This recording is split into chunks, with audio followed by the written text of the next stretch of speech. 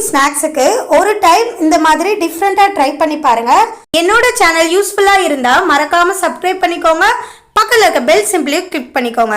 நான் மெஷரிங் கப்பில் 1/2 கப் கடலை பருப்பு எடுத்து நல்லா ஒரு 3-4 வாட்டி வாஷ் பண்ணிவிட்டு அதே கப்புக்கு 2 கப் அளவு தண்ணி ஆட் பண்ணிவிட்டு ஒரு 1/2 hour ஊற வச்சுருக்கேன். ஊறின கடலை பருப்பை ஒரு குக்கரில் சேர்த்து 4 விசில் விட்டு எடுத்து வச்சுக்கலாம். அந்த கப்பில் கடலை பருப்பு அளக்குறோமோ அதே கப்புக்கு 2 கப் அளவு தண்ணி ஊற்றி பருப்பை வேக வச்சுக்கலாம். அதான் கரெக்டாக இருக்கும்.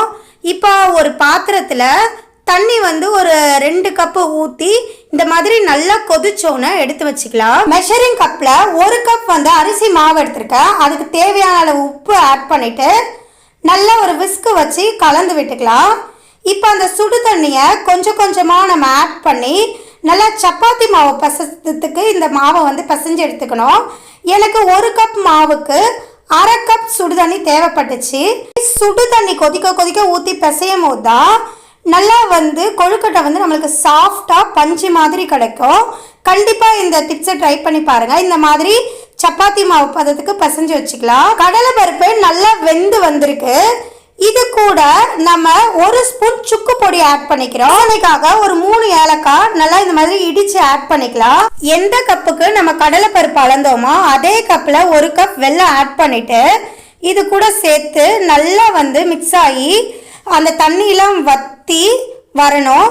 அந்த சமயத்தில் இறக்கி நல்லா ஃபேன் காற்றுல ஆற வச்சா இந்த மாதிரி கெட்டியாக வரும். அதை இப்படி குட்டி குட்டியாக நம்ம உருண்டை பிடிச்சி நம்ம வச்சுக்கிட்டா நம்ம கொழுக்கட்டை செய்யும் போது நம்மளுக்கு ஈஸியாக இருக்கும். இப்போ அந்த கொழுக்கட்டை மாவில் கொஞ்சமாக எடுத்து இந்த மாதிரி ஒரு ரவுண்ட் ஷேப் பண்ணிவிட்டு நடுவில் மட்டும் கை வச்சு இப்படி ப்ரெஸ் பண்ணிவிட்டு நடுவில் மட்டும் நல்லா குழியாக பண்ணணும். சைட்லலாம் நான் பண்ணுற மாதிரியே இந்த மாதிரி ப்ரெஸ் பண்ணி விடுங்க. இதில் நம்ம ரெடி பண்ணி வச்சுருக்க கடலை பருப்பு பூரணத்தை உள்ளே வச்சு நல்லா க்ளோஸ் பண்ணிக்கலாம். கடலை பருப்புக்கு பதிலாக நீங்கள் பச்சை பயிருக்கு கூட ஊற வச்சு இதே மெத்தடில் நீங்கள் செய்யலாம். டேஸ்ட் சூப்பராக இருக்கும்.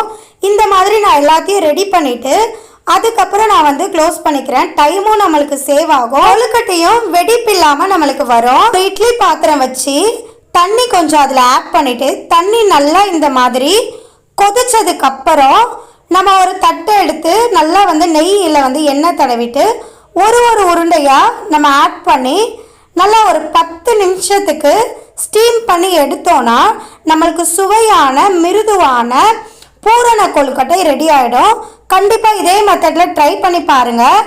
பார்த்துட்டு எப்படி இருந்துச்சுன்னு எனக்கு மறக்காமல் கமெண்ட் பண்ணுங்கள். என்னோட சேனல் யூஸ்ஃபுல்லாக இருந்தால் மறக்காமல் சப்ஸ்கிரைப் பண்ணிக்கோங்க. பக்கத்தில் இருக்க பெல் சிம்பிளை கிளிக் பண்ணிக்கோங்க. சுவைக்கலாம் வாங்க. தேங்க்ஸ் ஃபார் வாட்சிங்.